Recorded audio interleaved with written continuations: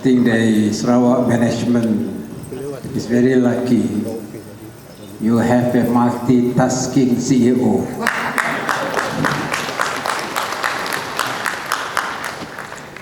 Honorable the Minister of Local Government and Housing, Datuk Professor Sim and his lovely spouse, Yang berbahagia Datuk Jaul Semyon, Acting State Secretary of Sarawak, and also Chairman of Sarawak Waste Management Sdn Bhd, Mr. Stephen Chin, Group Chief Executive Officer of Trinekens Sarawak Sdn Bhd, members of the board, distinguished guests, ladies and gentlemen. First of all, I would like to express my gratitude and appreciation to Sarawak Waste Management Sdn Bhd for inviting me this evening and to share the joy in celebrating the 20th anniversary of Sarawak Management Sdn Bhd. Congratulations to Sarawak Waste Management Sdn Bhd. Ladies and gentlemen, 20 years ago, the Sarawak government under the then Chief Minister Tun Bin Sri Haji Abdul Taib Mahmud made a bold decision to have a very structured management of our waste. I was then the Minister of Industry.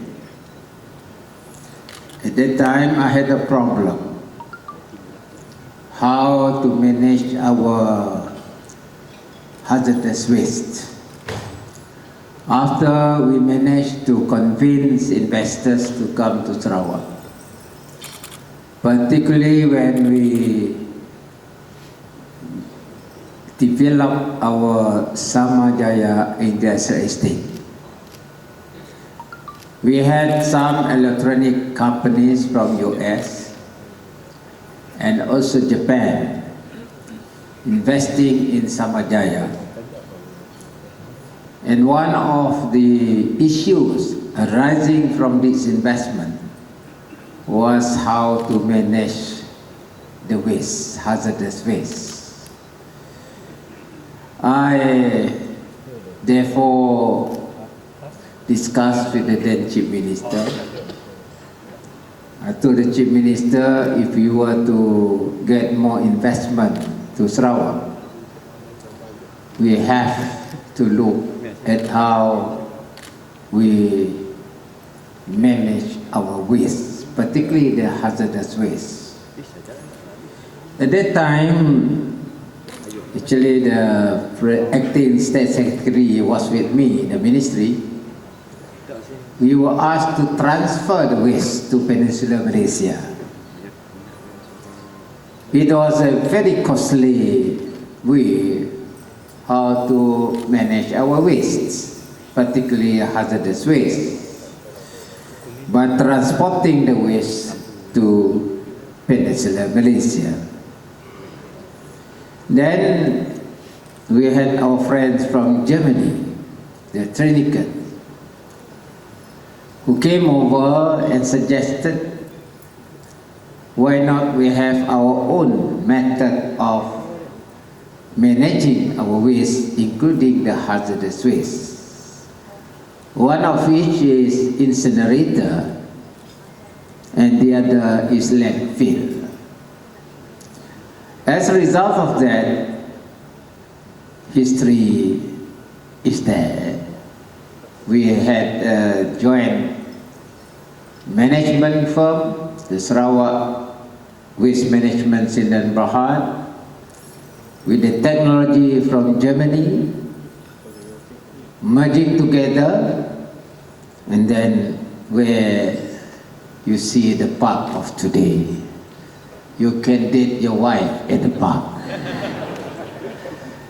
That was the history of Sarawak management waste. And I'm glad that the past 20 years, I could see the progress of the Sarawak waste management in that Berhad and participate in your 20th anniversary celebration.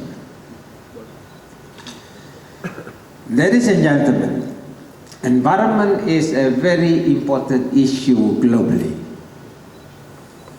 And we have to manage our environment as a result of the development taking place all over the world. And Sarawak is no place that can avoid it. And therefore the present government is exploring all the avenues how to recycle our wastes and rightly so become resource economic value in our waste. You have to find new technology. Just now I was telling the Minister of Local Government, Professor Dr. Sim, you have to use technology from the cloud with GPS fleet management. I don't talk about my party, this is the real GPS. And with satellite identification, you can really identify the type of waste that you produce. And through that data, I'm sure you can separate categories of waste through this big data. And from the waste that you have collected, you can recycle the waste that will benefit the economy as a whole.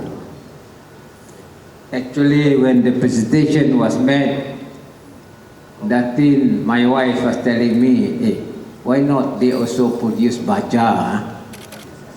She also knows that we can produce fertilizer. In other words, the way we manage our waste has to be revamped and through a new method that is collection of data through various digital devices that can separate and identify the waste that you have collected and waste that can be recycled.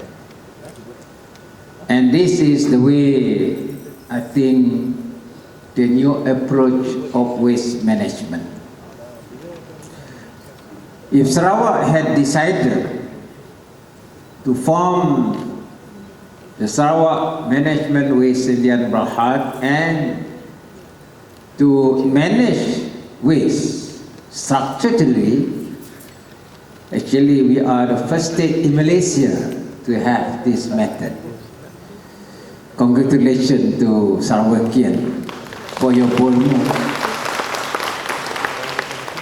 I'm sure that we are able to identify new ways how to manage this waste that we produce as a result of our economic development.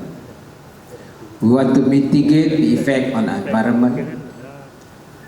But at the same time, we want to make sure that they become a resource for us to move forward, such as reusing the waste itself.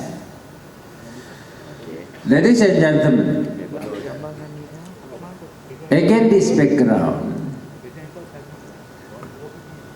the state government is exploring new ways how really for us to manage the actual waste that cannot be recycle. Such as I was told there is a new technology where you have a very, very high temperature that will burn those wastes into a very minute ash. And this again can be used in other fields. I have requested NREB to work with people like you to explore this technology, because of the fact that the state government is very serious on the question of preserving our environment. One of the approaches adopted by the state government, as you know, is to make sure that we can adopt green energy as a source of energy for us to develop our economy. As you know, even the public transport, people are talking about electric energy, such as using battery. But at the end of the day, you have to dispose also the battery. And this is hazardous waste because of the lithium content. At the end of the day, though electric cars won't produce smoke,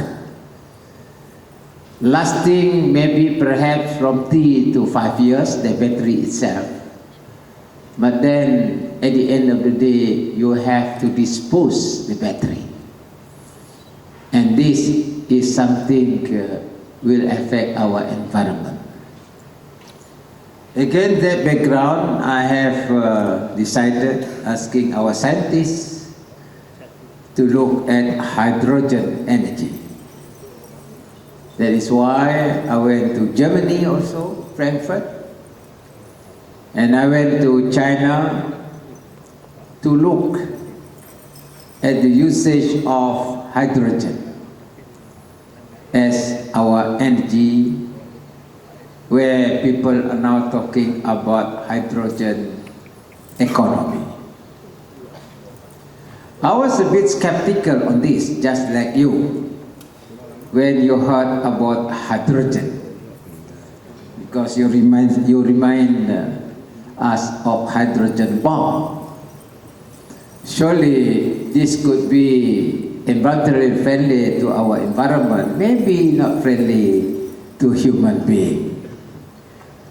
And what I did was, I tried to find cars using hydrogen, and luckily I was in Paris. I used Google Maps to find where are the stations that produce hydrogen.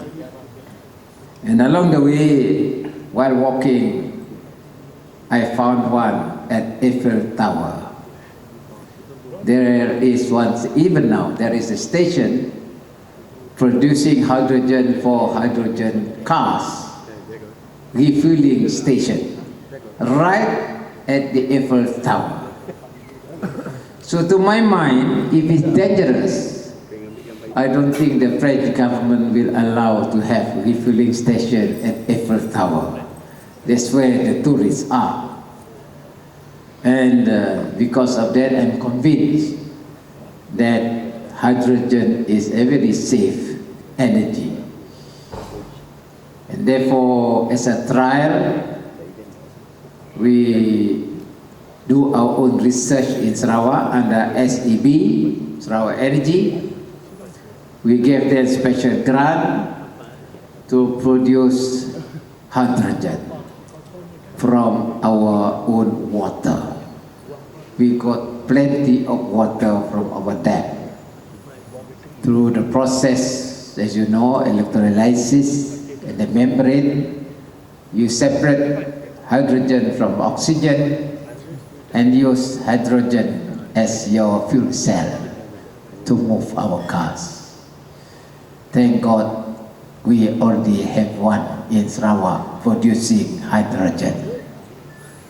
With that, a trial period, we have 3 buses and 2 cars running on hydrogen. If this experiment is successful, meaning we have managed how to manage our waste, at least by mitigation. And with this R&D taking place in Sarawak, perhaps at the moment in this part of the world, we are the first state to use hydrogen on our vehicle. Though Indonesia has announced they want to use hydrogen for their train, they are working with Alstom, but at least in Sarawak, we have there already our own buses running on hydrogen. We are the first one in this region.